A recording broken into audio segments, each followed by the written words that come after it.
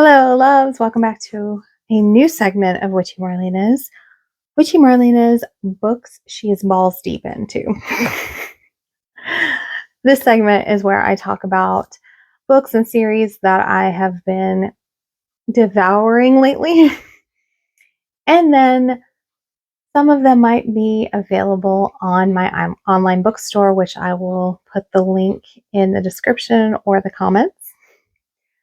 So let's get started.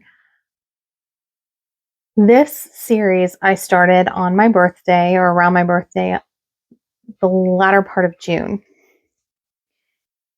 I'm already done with 4 of the books, and the 5th one came out in the middle of July, and I have that too, but I had to take a breather from this series, read something else so I can get back into it kind of with a little bit more fresh eyes. See you guys. This is called the Blood and Ash series. It is a romance fantasy series. The first book is this guy from Blood and Ash. The author is Jennifer Armentrout. The reason I picked this up, 1, because of book talk, 2, because this author and one of my favorite authors, J.R. Ward, they're besties, and J.R. Ward pretty much helped her write this series, so I'm really, really excited about this. When I picked it up, I had really no expectations.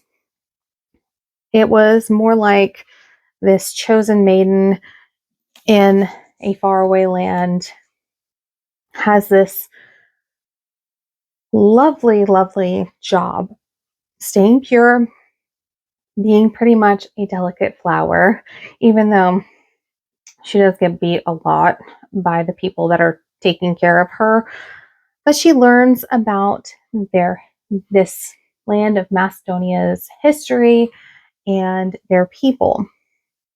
Once she hits 18, she's supposed to ascend. Now, when I was reading this, I didn't think that ascending meant them dying and coming back. I figured that this was kind of like another step in this godly thing that she's going to be.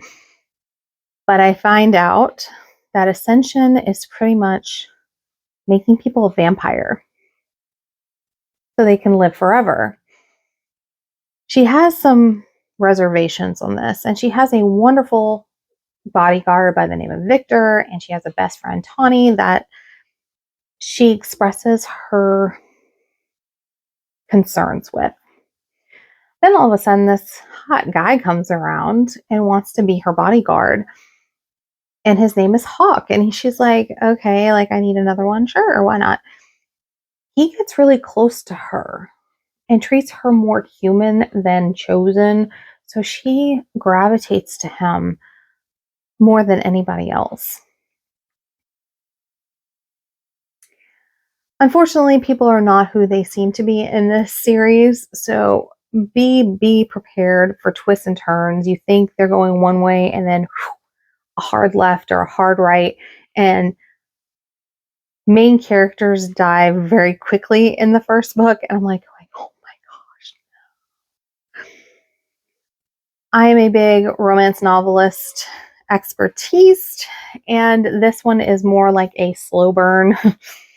There's not much action until pretty much the majority of the book is gone, but it gives a lot of character development. I'm very, very pleased on how the series has turned out. Strong female character leads. We have a savior complex a little bit. We have possible a trouble.